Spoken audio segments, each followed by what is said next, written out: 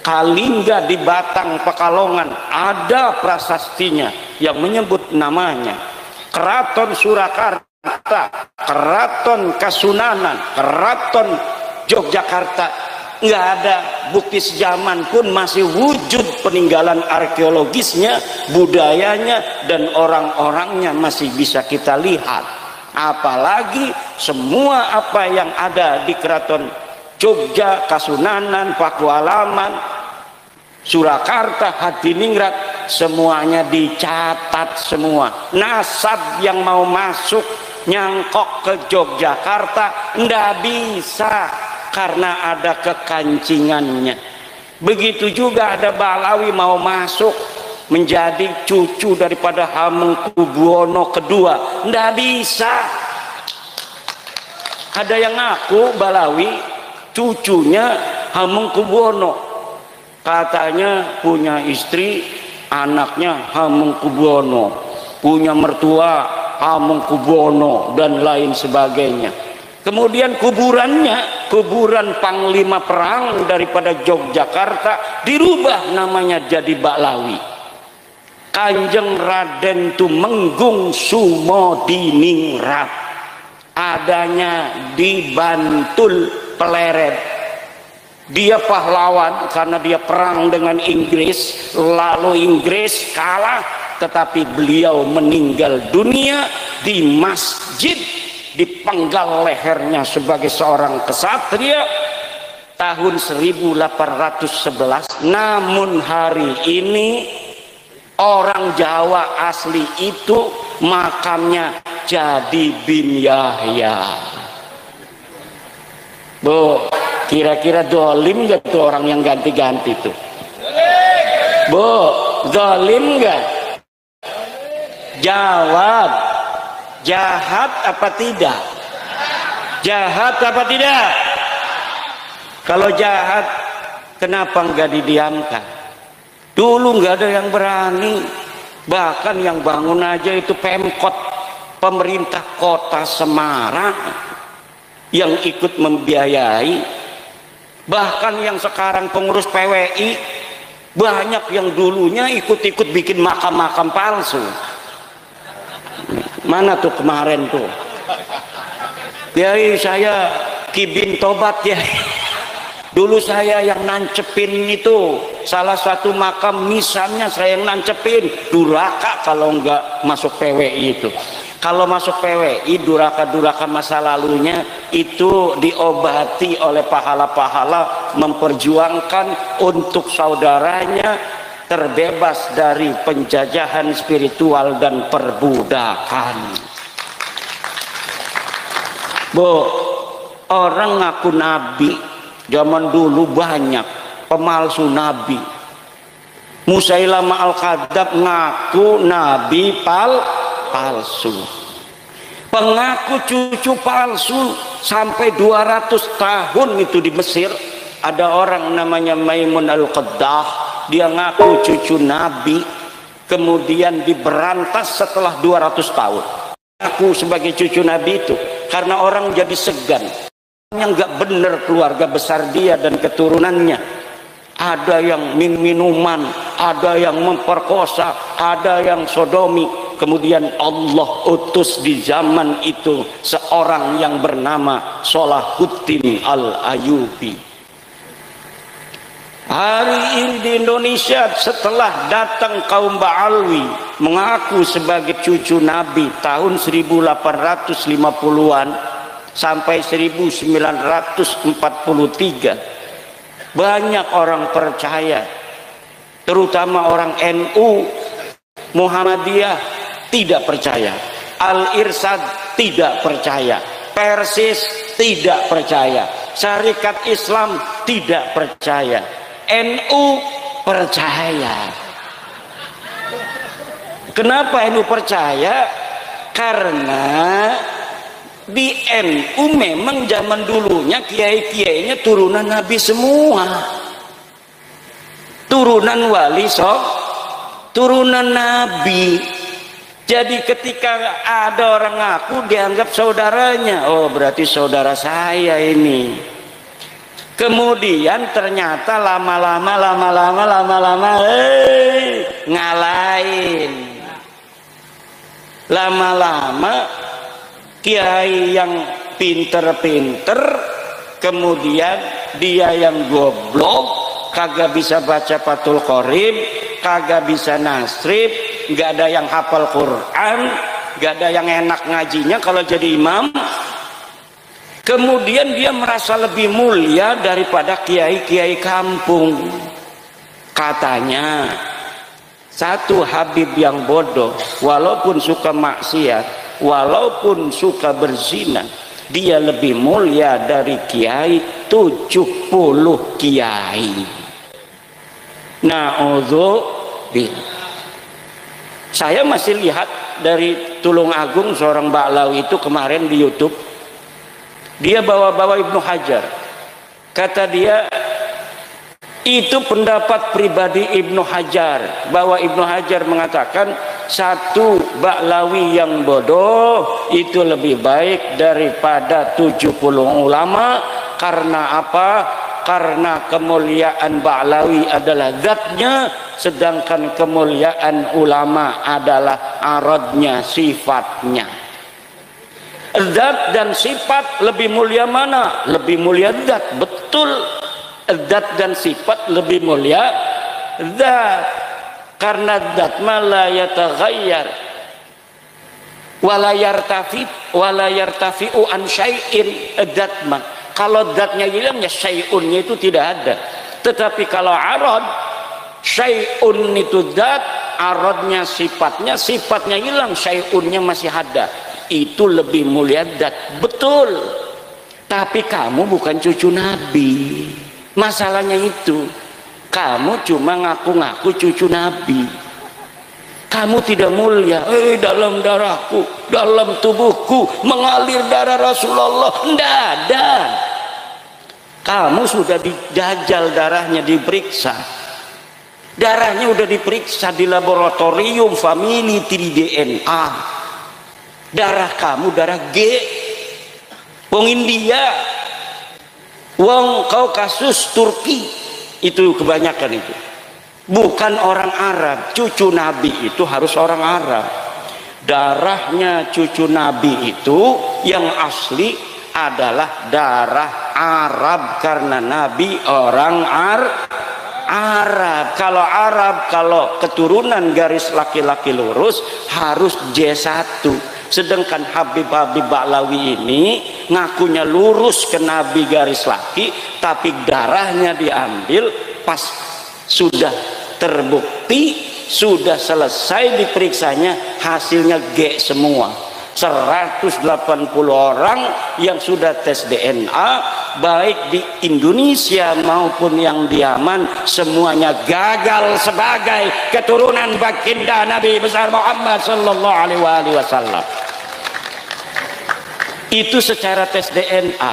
Secara ilmu nasab, ilmu tarikh, ilmu sejarah, saya sudah meneliti penelitian daqiqan bahwa memang mereka sama sekali tidak ada kaitan dengan baginda Nabi besar Muhammad sallallahu alaihi wasallam. Man huwa badrun, man huwa syamsun, man huwa nurun fawqa nurin, man huwa iksiru wa ghali, man huwa misbahus suduri. Nabiyuna wa maulana Muhammad tidak ada kaitan sama sekali dengan Ba'alwi, tidak ada kaitan nasab apa-apa dengan Ba'alwi. Para habib-habib yang mengukur cucunya itu tidak ada, hanya mengaku saja. Lah kalau mengaku kita aja semua mengaku, siapa kek cucunya Jokowi kek, siapa aja bisa ngaku, betul apa tidak? Soekarno meninggal 1970, kita ngaku saya cucunya Soekarno, pantes. Wong Soekarno masih punya cucu, paling punya buyut jangga paling kan. Orang yang ngaku cucunya Soekarno, anaknya Mega, Puan. Mbak Puan umurnya kayak Kiai Ansori. Jadi Kiai Ansori mengaku cucunya Soekarno wajar.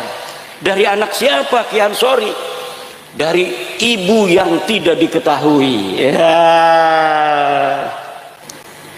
Itu bapak-bapak ibu-ibu.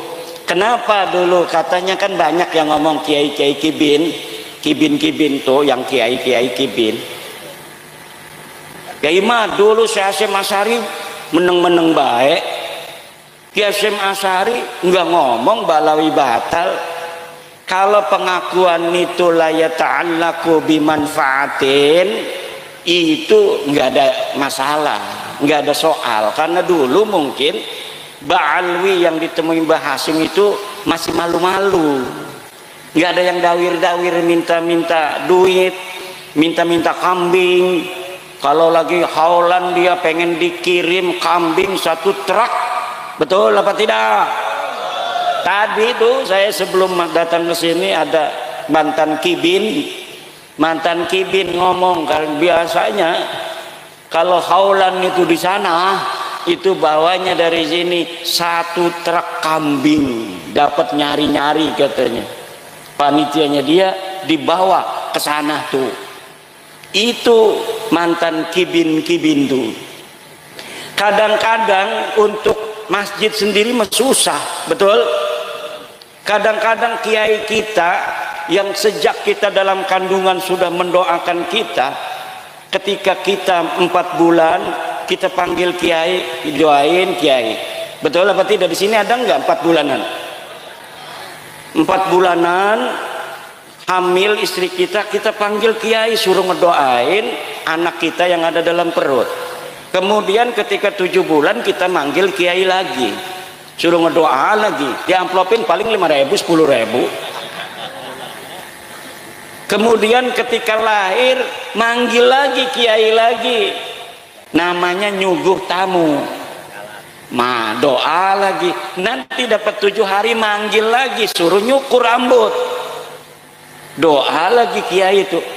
Kemudian sunatan manggil kiai lagi. Pas besar dia dikasih rizki sama Allah, duitnya miliaran, ngasih alfatnya ke Habib. Kibin otaknya ngendi sih aku Kibin otak taruh di mana? Terus yang ngajarin kita sholat, yang ngajarin kita wudhu, kiai kampung di musola kecil, di masjid. Kadang dia yang ngajar, kadang dia yang bawa kue, dia yang bikin kopi kiainya tuh. Tapi Masya Allah, sesudah kenal lama Habib, dia lupain guru, orang-orang yang telah berjasa dalam hidupnya sejak dalam kandungan.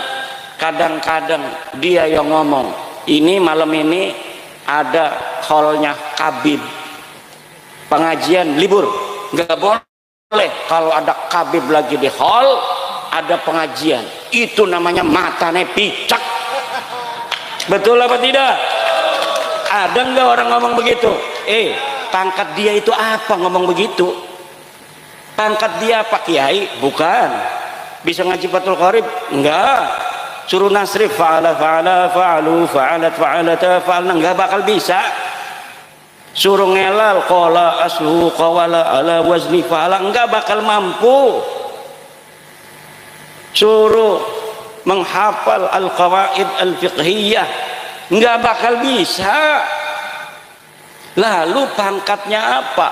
Itu orang dia mau di hall buyutnya dia, kita mau ngaji, tidak boleh pengajian, bahkan jamaahnya suruh hadir ke sana, katanya barokah. Barokah naon ngaji teu apa teu? Barokah apa dapatnya di sananya? Dikasih perukunan sholat? Enggak. Kadang-kadang nggak sholat. Betul apa tidak? Kadang-kadang kumpul sholat maka agak, jangan betul-betul tuh dekat keraton masih ada.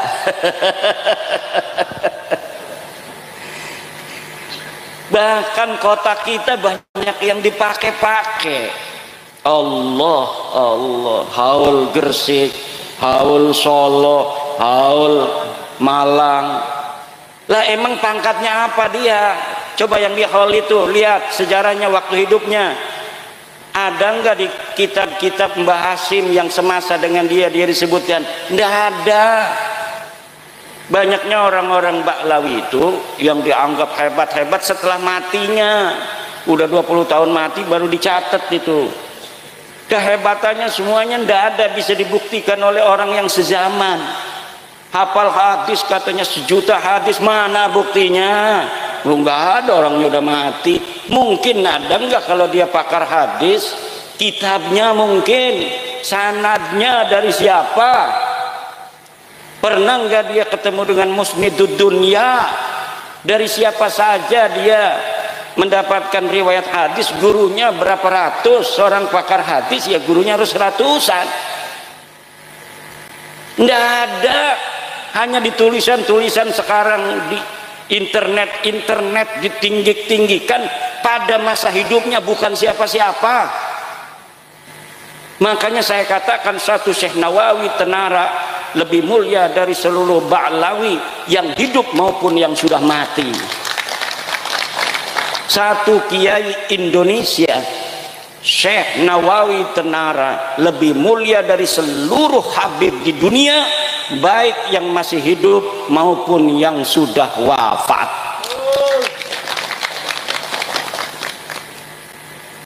Dengan Syekh Mahfud Turmusi pun saya berani katakan bahwa Syekh Mahfud Turmusi lebih utama dan lebih mulia di sisi Allah dari Ba'lawi, seluruh Ba'lawi yang ada di dunia, baik yang hidup maupun yang meninggal dunia.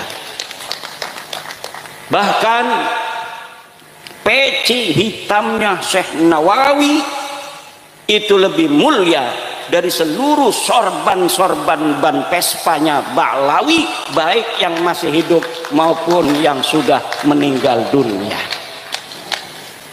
Sarungnya Syekh Nawawi Tenara, sarung yang murah itu, yang linting, lebih mulia dan lebih utama dari seluruh jubah sorban-sorbannya dan lapisan-lapisannya dari para kabib Ba'lawi itu. Saya berani kalau misalnya ada malaikat yang suka tugasnya itu menghitung, hisab, ayo dihisab, dia suka membanding-bandingkan. Makanya saya banding-bandingkan sekarang. Mereka itu sukanya membanding-bandingkan. Sayyidina Syekh Abdul Qadir Jilani dibandingin dengan Abdul Al-Haddad, dengan Faqih Muqaddam. Katanya Faqih Muqaddam lebih hebat daripada Syekh Abdul Qadir Al-Jilani. Kalau Syekh Abdul Qadir Al-Jilani dia terkenal di dunia, maka Faqih Muqaddam nanti dia akan lebih tinggi derajatnya di akhirat daripada Syekh Abdul Qadir Jilani. Dari mana dia tahu? Syekh Abdul Qadir Jilani katanya pangkatnya kalah nanti di akhiratnya oleh Faqih Muqaddam. Siapa Faqih Muqaddam? Apakah orang, apakah bukan? Faqih Muqaddam katanya imam. Saya teliti di kitab-kitab, katanya dia wafat 653 Hijriah. Kitab-kitab sudah banyak ditulis di Yaman yang nyebutin nama ulama-ulama Yaman, ulama-ulama Tarim disebutin. Saya cari nama Faqih Muqaddam Muhammad bin Ali itu tidak ada sama sekali. Pada tahun 653 orang bernama Faqih Muqaddam. Tapi kibin-kibin kan hadaratnya, la hadrati Sayyidina wa Maulana Faqih Muqaddam, ya Faqih Muqaddam. Faqih Muqaddam dipanggil nggak ada kok. Saya bisa membuktikan dia tidak ada. Saya nggak bakal berani ngomong begini kalau saya tidak bisa membuktikan bahwa Faqih Muqaddam tidak ada pada masanya. Tidak ada. Lalu gimana tuh kiai kok bisa ada? Ya Sangkuriang tahu? Sangkuriang, Superman, tahu? Batman, Gundala, nggak ada orangnya. Tapi kemudian anak-anak kita hafal. Coba idola kamu siapa? Superman, Batman, Gundala, Spiderman, Doraemon. Kalau dulu Sangkuriang, Kamandanu, Angling Dharma, tak kayak tadi Angling Dharma tuh, itu belum ditemukan bukti sezaman. Saya baca dalam sejarah Bojonegoro, kalau Bojonegoro di Banten, di Bojonegoro, bahwa para pakar-pakar Bojonegoro belum menemukan bukti sezaman. Betulkah dulu di Bojonegoro ini ada Angling Dharma? Tetapi itu adalah sebuah kekayaan kebudayaan daripada Bojonegoro. Sama seperti di daerah Jawa Barat dikenal dengan nama Sangkuriang, dikenal dengan nama di sana siapa lagi itu tokoh-tokoh yang diciptakan dalam versi kebudayaan untuk menjadi inspirasi bagi anak-anak muda pada zamannya. Itu banyak sekali diciptakan tokoh, dan tokoh-tokoh semacam itu lalu kemudian ada yang ngaku-ngaku keturunannya. Orangnya diciptakan, sekarang orang ada yang ngaku turunan Superman. Wow, saya masih turunan Superman. Mengenai Arjuno, apakah betul Arjuna punya anak namanya Parikesit? Betul, dalam dunia kebudayaan, pewayangan, Parikesit mempunyai anak namanya Abimanyu. Abimanyu mempunyai anak namanya Yudhoyono. Saya tahu Yudhoyono, presiden dulu. Kemudian Yudhoyono punya anak namanya Grendoyono. Grendoyono nama Pramesti. Pramesti punya anak namanya Angling Dharma. Adanya di Kali Tidu. Itu legendanya. Perlu untuk bukti sezaman untuk diyakinkan bahwa betul Angling Dharma pernah ada di Kali Tidu.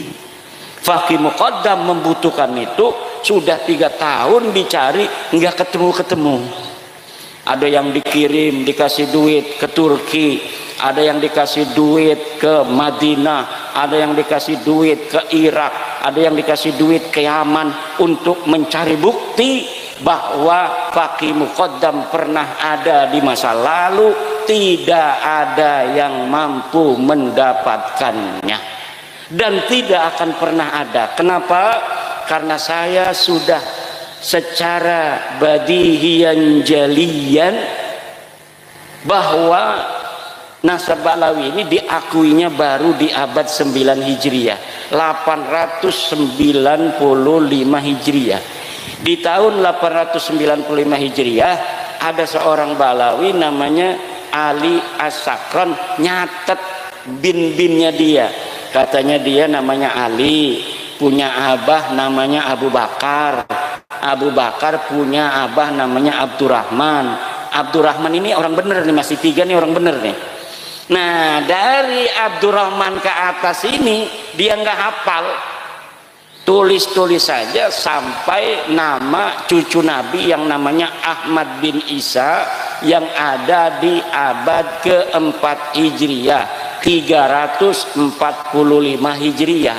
Memerlukan 13 nama ke situ, dikarang aja. Abdurrahman bin Muhammad bin Ali bin Alwi bin Faqih Ali bin Faqih Muqaddam bin Ali bin Muhammad Sahib Birbat bin Ali Qali Qosam bin Muhammad bin Alwi bin Muhammad bin Alwi bin Ubaid bin Ahmad bin Isa. Ya, saya cari kalau Ahmad bin Isa ini benar cucu Nabi. Ada di dalam kitab Tahdhibul Ansar, ada di dalam kitab Al-Mazdi Ahmad bin Isa, ada di dalam kitab Muntaqilatut Talibiyah, ada dalam kitab Asy-Syajarah Al-Mubarakah karangan Imam Fakhrur Razi, ada dalam karangan kitab Al-Asili karangan Al-Marwazi karangan At-Taqtaqi, ada dalam kitab Al-Fahri Al-Marwazi, ada dalam As-Sabatul Musal, ada di dalam kitab apa namanya itu Umdatut Talib di abad ke-9 awal. Ahmad bin Isa sahih sebagai cucu Nabi, anak-anaknya 3, ditulis dalam kitab-kitab itu mulai abad ke-5 Hijriah, ditulis anaknya itu 1 Muhammad, 2 Ali, 3 Husain. Tidak ada anak bernama Ubed. Leluhurnya Khabib ini namanya katanya Ubed, katanya anak Ahmad bin Isa cucu Nabi. Dilihat di dalam kitab-kitab masa lalu yang hari ini masih ada dicetak. Karena kitab masa lalu itu punya Imam Syafi'i itu tahun 150 Hijriah Imam Syafi'i lahir, beliau wafat 205 Hijriah, kitabnya masih ada sampai hari ini.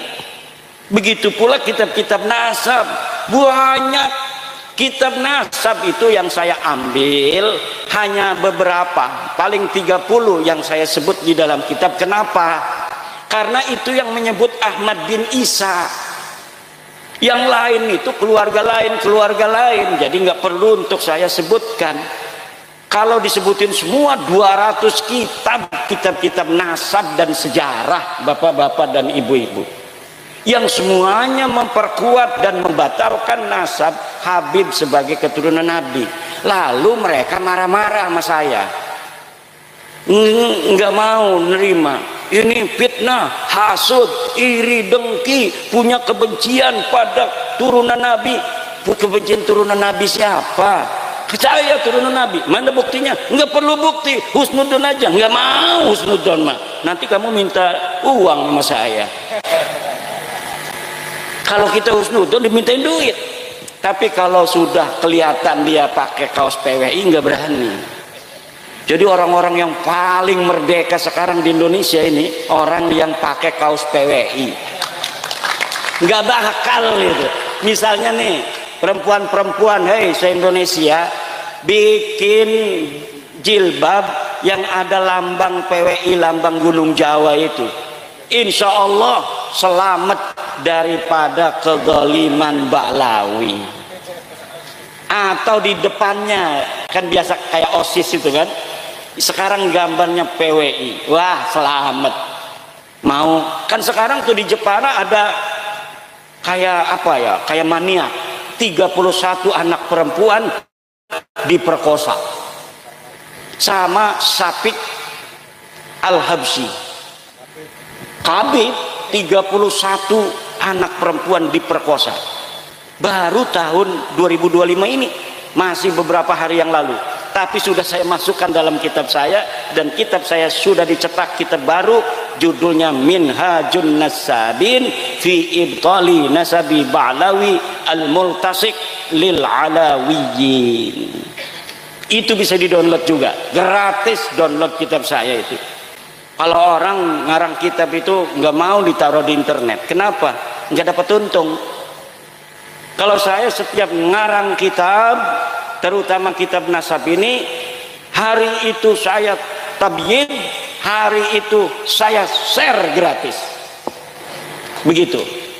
Untuk apa? Karena tujuan saya ngarang bukan cari duit. Alhamdulillah Allah sudah kasih saya rizki, tapi untuk memberi pencerahan kepada saudara-saudara saya. Kenapa? Karena saya mantan kibin juga. Kibin semua ini, banyaknya kibin semua. Pengurus PWI ini banyaknya kibin-kibin. Pekalongan, tanya kenal saya enggak? Saya dulu kalau ngobrol di rumahnya itu ya di atas, yang ada neng nong neng nong neng nong neng nong, originnya itu. Sekarang alhamdulillah bebas merdeka. Orang yang merdeka, dirinya diberi kekuatan oleh Allah, tidak mudah ditipu, tidak mudah diperdaya. Orang itu kalau sudah dia itu husnudon pada maling, udah tampangnya kayak maling ini, lah husnudon gak boleh kita suudon pada orang. Insya Allah laptop, HP di meja habis semua itu. Saya punya teman kiai, orangnya husnudon aja itu sama Balawi. Nggak, udah sampai nggak wawuh sama saya. Tahu nggak wawuh? Ini sekarang ini nggak wawuh sama saya gara-gara saya batalin nasab Balawi nih. karena dia masih jadi kibin. Kemudian dia cerita, namanya sama temen, kalau ada musibah cerita, Kiai katanya, ada tuh yang biasa datang tuh sama kita, biasanya ke dia datang, ke saya datang gitu. Terus itu saya ngobrol kan kalau di meja, ada HP, ada laptop. Terus ya biasa kan dia kalau mau apa namanya pergi diamplopin, saya ambil uang, diamplopin. Pas saya kembali, HP dan laptop saya nggak ada. Terus saya nanya sama dia, Bib, katanya ini laptop sama HP saya mana? Oh, enggak ada, dari tadi enggak ada, itu namanya laptop dan namanya PHP. Ada, Bib, tadi di sini enggak ada. Kamu salah katanya. Dia penasaran karena rumahnya pakai CCTV, Kiai banyak duit dia. Ada CCTV-nya. Dia lihat di kamar. Teng, CCTV-nya.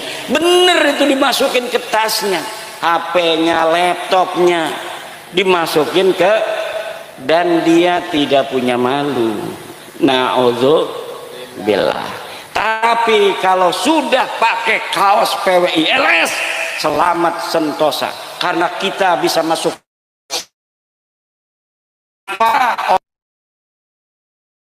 ada amar ma'ruf nahi mungkar awamirillah wajtinabu nawahihi, masuk surga. Jangan mau ditakut-takutin. Kalau enggak cinta sama aneh, cinta sama keluarga Belawi, maka ente tidak akan masuk surga, karena tidak akan dapat syafaat dari Injil aneh Nabi Muhammad. Sebenarnya dia juga nggak yakin itu dia cucunya Nabi Muhammad itu. Sekarang itu dia nggak yakin orang dia udah tes DNA, bukan kok. Tapi si Kibin ini aja yang masih yakin orangnya aja udah nggak yakin. Kibinnya masih yakin. Kibin susah jadi Kibin itu. Kibin kapan tobatnya? Nah, kita doakan. Kita bukan kebencian. Kita bukan kalau mereka yang ngaku-ngaku turunan Nabi itu tidak ada kaitan dengan kezaliman dari pengakuannya, biarin aja. Gak bakal ini ada ribut-ribut begini. Ada orang yang penasaran seperti saya bahwa dia bukan cucu Nabi. Gak mungkin, kalau mereka semuanya baik-baik semua. Ngaku turunan Nabi misalnya, setiap punya uang, ketemu orang dia kasih 100.000, ada ketemu lagi 100.000, ketemu lagi, itu mengangkat nama Nabi Muhammad. Ya Allah, dasar cucunya Nabi. Ketemu orang ngasih uang, sepasar uang dibagi semua sama dia. Masya Allah, Nabi Muhammad terima kasih, kau telah membawa cerah keimanan kepada kami. Engkau juga menurunkan keturunan-keturunan yang mulia, yang bagi-bagi duit terus pada kami. Begitu, walaupun palsu dia. Betul apa tidak? Mengangkat harkat martabat Nabi Muhammad SAW lebih tinggi lagi. Tapi kalau model-modelnya ngaku cucu Nabi, nggak pernah sholat, katanya putra-putri Fatimah nggak sholat juga, dijamin masuk surga. Kan malu-maluin Nabi Muhammad. Ngaku cucu Nabi, ada apem punya orang diambil aja. Allah, minum-minuman keras, mabok, nyolong motor, dawir, nyolong apa namanya tuh akuarium. Ada di Lampung nyolong akuarium, di Banyumas nyolong keramik 200 meter material. Dia bawa mobil losbak ngambilin keramik, bukannya bayar, bilang Habib Banu, emangnya ini material siapa? Dapat keramiknya bukan dapat beli apa? Enak amat membawa nama Rasulullah untuk hawa nafsunya dia. Ini adalah merendahkan harkat martabat Rasulullah. Wajib bagi kita untuk menjaga kemuliaan Rasulullah dengan membongkar kepalsuan nasab orang-orang yang mengaku sebagai cucu Nabi, kemudian menggunakan pengakuan itu untuk berbuat zalim dan merendahkan harkat martabat Nabi. Setuju, Bu? Ashhadu anna Ba'lawi Habib laisu min dzurriyyati Rasulillah. Merdeka. Udah merdeka itu, insya Allah. Lebih merdeka lagi kalau ada lambang PWI di rumahnya. Ini lambang Nahdlatul Ulama di atas, karena PWI anaknya Nahdlatul Ulama. Di bawahnya lambang PWI LS. Insya Allah ada Habib masuk, masya Allah. Langsung nggak mau dia. Nanti kiai-kiai, ada apa Beb?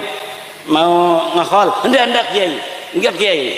Ini saya melihat bahwa kiai ini akan masuk surga. Saya permisi kiai, assalamualaikum. Gitu doang paling juga. Kalau sudah ngelihat ada gambar PWI atau foto saya. Kalau belum punya gambar PWI, foto saya aja dipasang. Jangan fotonya Gus Yahya. Nanti kalau fotonya Gus Yahya ada Habib masuk, ini husnudon ini husnudon nih, alhamdulillah nih. Kalau yang husnudon kan masih bisa dibohongin, ini husnudon.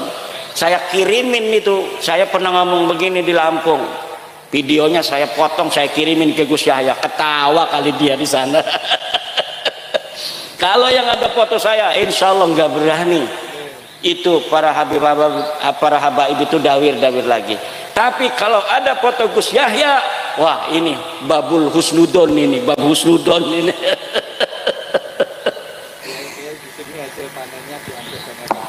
Tuh ada katanya kiai-kiai hasil panennya diangkut Habib katanya. Lah apakah yang begitu itu pantas untuk membawa-bawa nama Rasul, Bu? Nggak pantas. Nggak pantas bawa-bawa nama caci makinya luar biasa. Abis saya ini dibilang cecoro, dibilang dajjal, dibilang monyet, dibilang anjing. Habis semua kebun binatang ke saya semua. Nggak tahu kalau yang dihadapin ini adalah putra wayah Nusantara. Ini saya mendapatkan ini, pusaka-pusaka ini banyak sekali dari orang-orang yang mempunyai mata yang lain selain mata kepalanya. Bahkan ketika capres, saya akan lihat-lihat Pak Jokowi. Pak Jokowi ini kayaknya mau ke Ganjar, kata saya ini. Saya dukung Ganjar kata saya. Kemudian datang itu utusan dari para penunggu gunung-gunung sepulau Jawa. Kata dia, saya kan orangnya husnudon aja begitu mah. Kiai kenapa bukan pilih Pak Prabowo? Kenapa?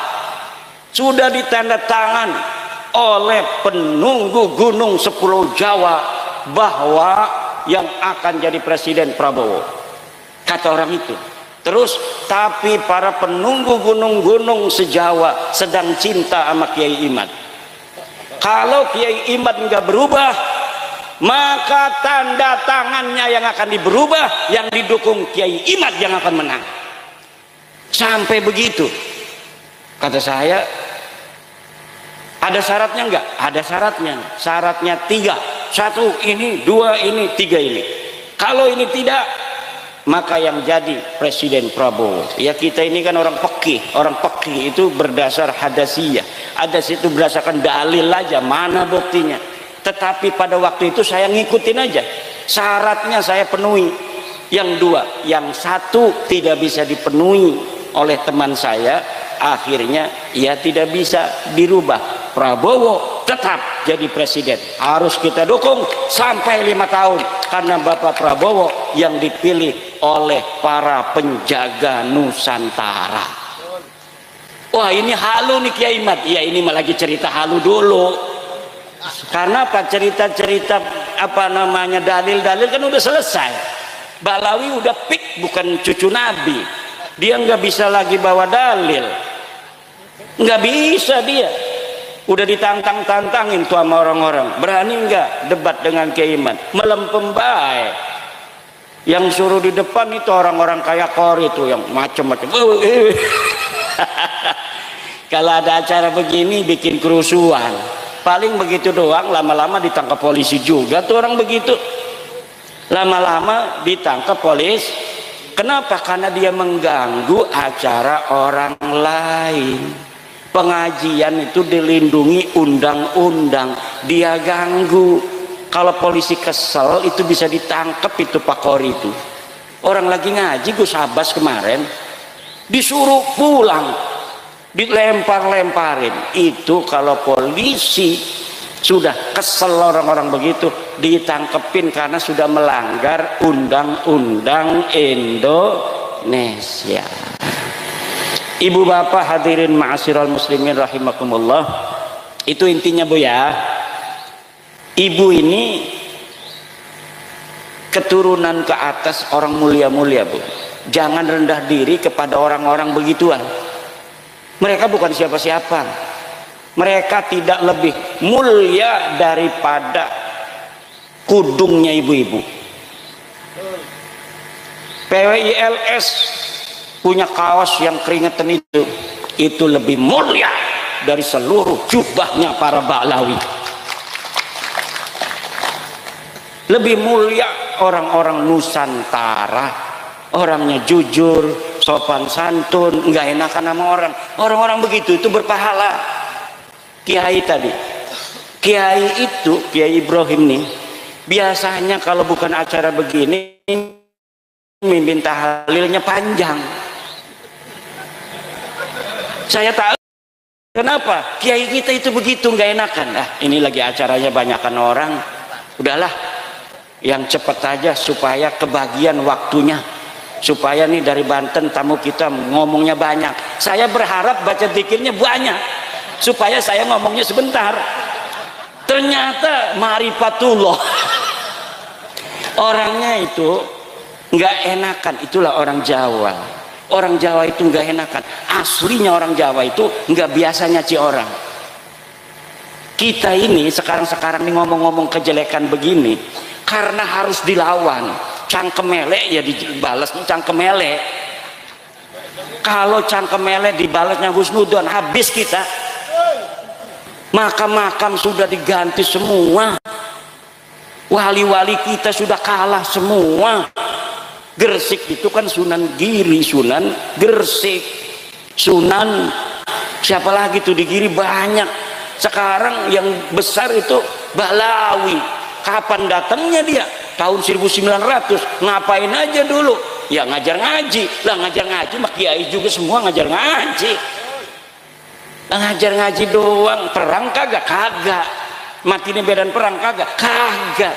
Lalu hebatnya apa? Ya hebatnya dibesar-besarin. Nih Ki Ageng Purwo juga bisa aja kita bikin YouTube, 20 YouTube Ki Ageng Purwo Waliullah. Kalau malam Jumat ada jam 8 itu ada di Bojonegoro. Tapi kalau jam 12 itu sudah ada di Arash. Allah.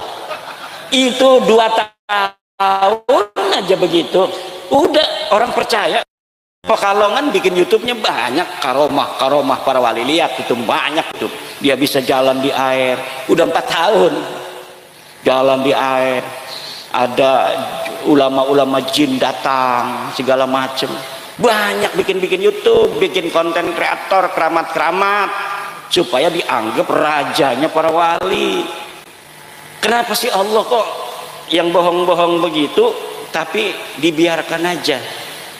Ya begitulah cara kerjanya Allah Subhanahu wa taala untuk melihat mana sih hati-hati yang begitu waspada, mana yang mudah dibohongin. Maimun Al-Qaddah itu 200 tahun ngaku cucu Nabi, baru ketahuannya setelah 200 tahun. Mulia dia, semakin ngaku cucu Nabi semakin bohong semakin mulia. Anaknya jadi raja lagi, cucunya jadi raja lagi, buyutnya jadi raja lagi selama 200 tahun. Tapi kebohongan tetap kebohongan. Ulama bangkit di bawah pimpinan Salahuddin Al-Ayyubi. Dulu Salahuddin Al-Ayyubi ini hanya seorang panglima perang dari Imaduddin Zangki. Jangan sembarangan, ini pimpinannya namanya Imaduddin. Imaduddin Zangki punya anak namanya Nuruddin Zangki, tapi belum berhasil. Berhasil pada saat siapa? Salahuddin Al-Ayyubi yang memimpin. Saya namanya Imaduddin, adik saya Nuruddin meninggal dunia. Nisan saya Salahuddin, lengkap semua itu ada. Kalau Ansori ini nggak pakai din. Kalau pakai din Ansoriuddin. Karena kalau orang Banten itu yang nama din itu banyak sekali. Kenapa? Daerah Jawa banyak din tapi tidak sebanyak di Banten. Kenapa? Karena dari zaman dulu sultan-sultannya pakai din semua. Hasanuddin, ini sultan pertama. Sultan kedua nggak ada dinnya. Sultan ketiga Nasruddin. Kemudian Sultan Aliuddin, Sultan Rafiuddin, dan lain sebagainya. Banyak juga yang pakainya Zainal Arifin, Sultan Zainal Asikin. Ada yang pakai Muhyiddin, pakai din juga tuh, Sultan Muhyiddin. Terakhir Sultan Sofiyuddin. Nah, itu ciri-ciri nama-nama khas Banten. Nah, ini ibu bapak, kita harus menjaga sejarah ini. Tanah ini tanah pusaka. Dulu leluhur kita menjaganya luar biasa dengan darah dan air mata. Tidak boleh hasil kerja keras daripada leluhur kita kemudian dihapuskan begitu saja sejarahnya dengan disisipkan sejarah-sejarah palsu untuk kemudian dikuasai. Nih, kalau di Ngelumber apa namanya? Ngelumber dibangun makam Habib palsu misalnya, Syekh atau Habib Ahmad As-Segar wafat 1700, dimerekin penyebar agama Islam di Ngelumber. Walaupun hanya sederhana begitu, lama-lama kiai-kiai kita yang dulu ngaji di Mbah Hasim, ngaji di Mbah Khalil, hilang semua peran-perannya, bahwa ini yang betul-betul menyebarkan Islam. Nanti lama-lama ada anak KKN di IAIN, orang Ngelumber kuliah di IAIN, coba kamu ada makam keramat apa di desa kamu, tulis skripsi di situ. Wah, ini yang lain kan kiai-kiai kita makamnya nggak mau digede-gedein, di keramat-keramatin, itu biasa-biasa aja. Akhirnya dia taunya yang palsu ini. Sejarah masuknya Islam di Ngelumber oleh Habib Ahmad As-Segaf tahun 1700, padahal bohong. Itu yang akan terjadi. Kenapa? Cara untuk menghancurkan bangsa dan menguasainya, pertama rubah sejarahnya, lalu hapus sejarah dan hubungan mereka dengan leluhurnya. Seakan-akan mereka hanya tahu mereka orang-orang budak, orang-orang awam yang mudah untuk ditundukkan. Satu generasi itu semua bangsawan-bangsawannya akan menjadi kambing. Generasi ketiganya sudah akan menjadi bebek. Itu orang Eropa yang nulis begitu. Jadi para politisi Eropa itu cara dulu menjajah bangsa Indonesia, Malaysia, terus di Yaman, segala macam itu caranya dia kuasai secara ekonomi, kekuatan militer, agar dia selamat menjajah di situ ratusan tahun. Sedikit demi sedikit bangsawannya ditundukkan dengan sejarah palsu. Nah, kemudian diciptakan sejarah ini, disiapkan. Ketika masih hidup ini bangsawan pertama, pastikan dia akan melawan. Ini diumpetin dulu bukunya. Kalau sudah mati semua satu generasi, generasi kedua anaknya ini dikasih sejarah ini. Ini kan ditulis ketika ayah kamu hidup. Ketika ayah kamu hidup, ayah kamu kan nggak ngomong apa-apa. Setuju berarti dengan kitab ini, padahal ayahnya itu nggak tahu kitab itu. Kayak sekarang Mbah Hasim dibawa-bawa terus kan. Dulu Mbah Hasim diam saja dengan Balawi, nggak ada Mbah Hasim ngomong bahwa Balawi bukan cucu Nabi. Padahal memang nggak ada urusannya Mbah Hasim dengan apa namanya nasab Balawi itu, karena dulu nggak ada yang ngaku-ngaku kami cucu Nabi, di dalam tubuh kami ada darah Rasulullah. Zaman Mbah Hasim nggak ada yang begitu, semuanya cium tangan sama Mbah Hasim, semuanya di kakinya Mbah Hasim semua itu para habaib. Sekarang aja kiai-kiai kita nyium kakinya habaib. Dulu mereka yang nyium kakinya Mbah Hasim, dulu mereka yang nyium kakinya Mbah Khalil Bangkalan, dulu mereka yang ngemis-ngemis kepada Syekh Nawawi Tenara. Saya punya suratnya Utsman bin Yahya ngemis-ngemis pada Syekh Nawawi Tenara, ngemis-ngemis pengen diberikan sebuah tanda tangan oleh Syekh Nawawi Tenara agar kitabnya bisa dicetak di Mekah Al-Mukarramah. Syekh Nawawi tidak mau. Kenapa? Nggak bermutu kitabnya. Kitabnya tidak bermutu. Nggak bisa kitab model begini dicetak di Mekah Al-Mukarramah. Nggak level punya kamu itu Utsman bin Yahya. Begitu. Lah kita lebih mulia dari kamu. Nyata sudah. Makanya kita orang Jawa yang lebih mulia ini jangan mau jadi anak buahnya orang hina dina kayak mereka. Mereka orang hina dina, kita orang mulia. Masa orang mulia jadi anak buahnya orang hina dina. Kita turunan para raja, kita turunan Raden Wijaya, kita turunan Hamengkubuwono, kita turunan sultan, kita turunan sunan-sunan, kita turunan daripada raja-raja Majapahit, Bojonegoro, Tuban, Wilatikta. Nama besar semua. Orang Eropa dulu itu takut sama orang Indonesia. Kok sekarang kita mau tunduk pada orang-orang yang gak jelas asal usulnya? Tidak ada lagi.